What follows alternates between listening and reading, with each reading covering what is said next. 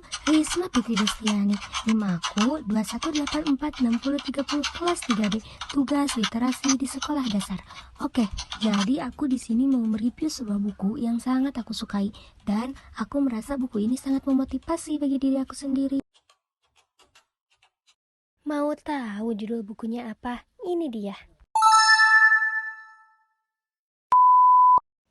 Oke teman-teman, di sini aku mau melanjutkan part 2, mau mereview tentang mindset terapi. Nah, kan kemarin udah dijelasin ya yang review sebelumnya di part 1.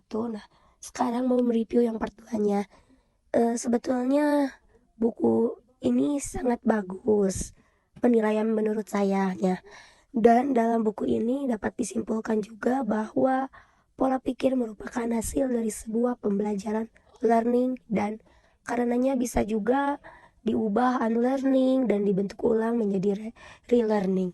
Nah, ada yang mudah, ada yang sulit diubah. Memang dalam kehidupan menghadapi suatu masalah memang akan seperti itu gitu. Ada yang bisa cepat, ada yang perlu waktu yang lama. Tentu saja ada yang bisa kita ubah dengan kesadaran sendiri, ada pula yang berubah setelah mengalami peristiwa tertentu.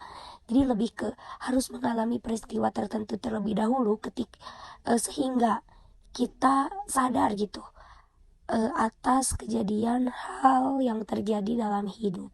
Nah, ada pula pola pikir yang bisa kita ubah dengan bantuan terapis, konselor, dan pihak tertentu yang memang kompeten dalam soal ini gitu. Nah, lalu apa sih pertanda dari perubahan pola pikir kita?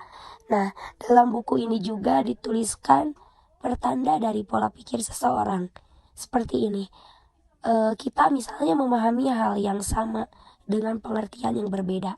Kita juga menyadari apa yang semula kita benci ternyata justru perlu kita kasihi.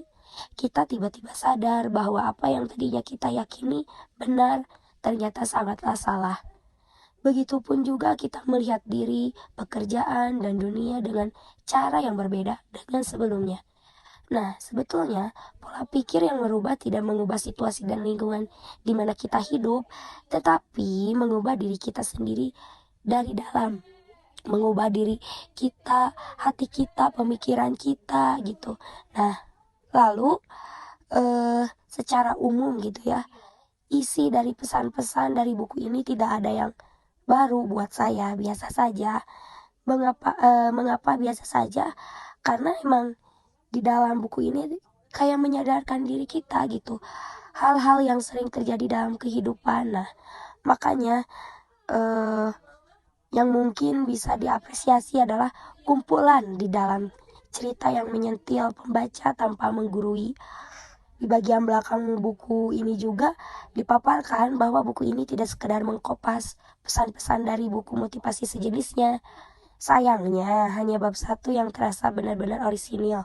Sisanya hanya lagu lama. Overall cukup pinjam dan baca 1 kali saja buku ini. Misalnya kalian gak punya 1 bab atau 2 bab aja yang kalian baca itu sudah menyadarkan. Kalau bagi aku yang menyadarkan gitu, menyadarkan kesadaran pola pikir kita dalam menghadapi hal-hal yang terjadi dalam kehidupan. Nah, mungkin part 2-nya segitu dulu, nanti aku lanjut part selanjutnya ya. Oke, terima kasih.